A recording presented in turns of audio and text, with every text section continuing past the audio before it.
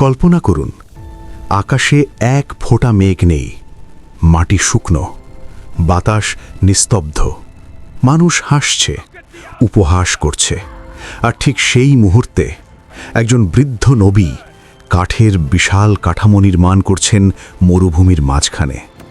কেন? সমুদ্র নেই, নদী নেই, তবু তিনি বানাচ্ছেন এক বিশাল কিস্তি। মানুষ বলছে, নোহ পাগল হয়ে গেছে। কিন্তু যদি সেই কিস্তিই হতো মানবজাতির শেষ আশ্রয়, যদি আকাশ একদিন হঠাৎ খুলে যেত, যদি মাটি নিজেই পানি উগরে দিত। আজ আমরা জানব হযরত নূহ আলাইহিসসালামের কিস্তি এবং সেই মহাপ্লাবনের বাস্তব কুরআন সম্মত হৃদয়ে কাঁপানো ইতিহাস। ইসলামী ইতিহাসে হযরত নূহ আলাইহিসসালামের ঘটনা শুধু একটি কাহিনী নয়, এটি মানব সভ্যতার এক মহা মোড় পরিবর্তনের অধ্যায়। তিনি ছিলেন মানবজাতির প্রাচীনতম রাসূলদের একজন। আল্লাহ তাকে প্রেরণ করেছিলেন এমন এক জাতির কাছে যারা শিরক, মূর্তি পূজা ও অবাধ পাপাচারে নিমজ্জিত ছিল। কোরআন জানায় তিনি প্রায় 950 বছর দাওয়াত দিয়েছেন, দিনে, রাতে, প্রকাশ্যে, গোপনে। কিন্তু মানুষ অস্বীকার করেছে, উপহাস করেছে, নির্যাতন করেছে। অবশেষে আল্লাহর পক্ষ থেকে এলো এক ভয়ঙ্কর সিদ্ধান্ত। পৃথিবী সাক্ষী হতে চলেছিল এক মহাপ্লাবনের। দাওয়াতের দীর্ঘ সংগ্রাম, নীরব প্রাচীন জনপদ, মানুষ ব্যস্ত তাদের মূর্তি পূজায়, ওয়াদ, সুয়া, ইয়াগুস, ইয়াউক, নাসার। এই মূর্তিগুলোকেই তারা ভাবত রক্ষাকর্তা। এই অন্ধকারের মাঝেই দাঁড়ালেন নূহ আলাইহিসসালাম। তার কণ্ঠ দৃঢ়, কিন্তু হৃদয়ে ভরা মমতায়। তোমরা এক আল্লাহর ইবাদত করো। তিনি সতর্ক করলেন শাস্তির ভয়, দিলেন ক্ষমার সুসংবাদ।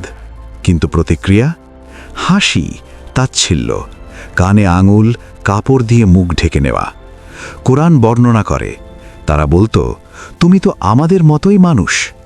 সময় পেরোতে লাগল, শতাব্দী, প্রজন্ম, কিন্তু ঈমান আনল অল্প কয়েকজন। কিস্তি নির্মাণের নির্দেশ। একদিন ওহী নাজিল হল। আল্লাহ বললেন, আমার তত্ত্বাবধানে ও ওহীর নির্দেশে তুমি কিস্তি নির্মাণ করো। সূরা হুদ 11:37। শুরু হলো ইতিহাসের সবচেয়ে বিস্ময়কর নির্মাণ কাজ। মরুভূমির প্রান্তরে নূহ আলাইহিসসালাম কাঠ জড়ো করছেন, কাঠ কেটে প্ল্যাঙ্ক বানাচ্ছেন। মুমিনরা সাহায্য করছে নীরবে। অন্যদিকে কাফিররা দাঁড়িয়ে উপহাস করছে, হে নূহ, এখন কি নবুয়াত ছেড়ে কাঠমিস্ত্রি হয়েছ? তারা হাসত, পাথর ছুঁড়ত, ব্যঙ্গ করত। কিন্তু নূহ আলাইহিসসালাম থামেননি, কারণ তিনি জানতেন এটি আল্লাহর পরিকল্পনা। কিস্তি ধীরে ধীরে বিশাল আকার নিল, বহুতলা, প্রাণীদের জন্য আলাদা স্থান, মানুষের জন্য আলাদা। ইতিহাসের প্রথম মহাজাহাজ প্রস্তুত হল। চূড়ান্ত সতর্কবার্তা ও বিশ্বাসীদের সমাবেশ।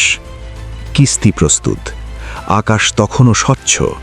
মানুষ ভাবছে কিছুই হবে না, কিন্তু নূহ শেষবারের মতো ঘোষণা দিলেন, যারা ঈমান এনেছে কিস্তিতে ওঠো। সংখ্যা খুবই অল্প। কোরআনের ভাষায় অল্প সংখ্যক ছাড়া কেউ ঈমান আনেনি। এরপর এলো সেই নির্দেশ।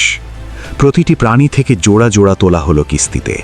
পাখি, পশু, গৃহপালিত, বন্য, সবাই উঠল আল্লাহর হেফাজতে। এই সময় এক হৃদয় বিদারক দৃশ্য সামনে এলো। নূহ আলাইহিসসালামের নিজের ছেলেই ঈমান আনেনি। পিতা ডেকেছেন, অনুরোধ করেছেন, কিন্তু সে অস্বীকার করেছে। বিশ্বাস ও অবিশ্বাসের দ্বন্দ্ব তখন একই পরিবারের ভেতর। প্লাবনের সূচনা। তারপর এলো সেই সংকেত। কুরআন বলে, যখন তন্দুর উথলে উঠল, সূরা হুদ 11:40, মাটি নিজেই পানি উগরে দিল। মানুষ হতবাক।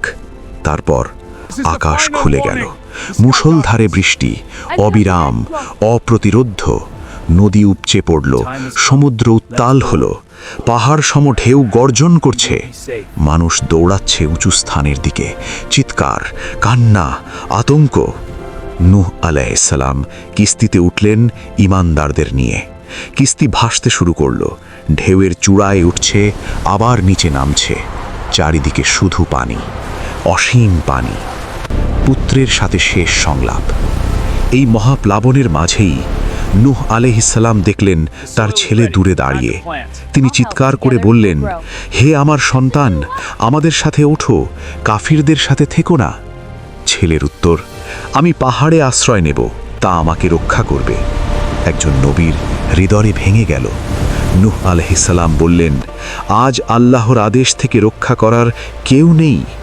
ঠিক সেই সময় এক বিশাল ঢেউ এলো, পিতা ও পুত্রের মাঝখানে দেওয়াল হয়ে দাঁড়ালো, আর সে ডুবে গেল। এই মুহূর্ত মানব ইতিহাসের সবচেয়ে বেদনাদায়ক দৃশ্যগুলোর একটি। কিস্তি ভাসতে থাকল, দিনের পর দিন, রাতের পর রাত। অবশেষে আল্লাহ আদেশ দিলেন, হে পৃথিবী, তোমার পানি গিলে ফেলো, হে আকাশ, থেমে যাও। পানি কমতে লাগল, কিস্তি থামল জুদি পর্বতের উপর। সূরা হুদ 11:44। প্লাবন শেষ, পৃথিবী নতুন করে শুরু করল তার ইতিহাস। নূহ আলাইহিসসালাম ও তার সাথীরা নেমে এলেন কিস্তির থেকে, এক নতুন সভ্যতার ভিত্তি স্থাপন করতে। এই ঘটনা আমাদের কি শেখায়?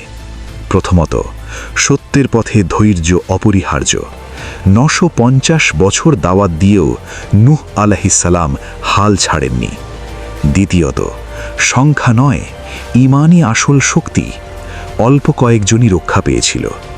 তৃতীয়ত, রক্তের সম্পর্ক নয়, ঈমানের সম্পর্কই মূল। নিজ পুত্রও রক্ষা পায়নি অবিশ্বাসের কারণে। চতুর্থত, আল্লাহর শাস্তি যেমন সত্য, তার রহমতও তেমন সত্য। আজও পৃথিবী চলছে সেই শিক্ষার উপর। যখন মানবতা পথ হারায়, নূহ আলাইহিসসালামের কিস্তি আমাদের মনে করিয়ে দেয়, রক্ষার একমাত্র পথ আল্লাহর আনুগত্য।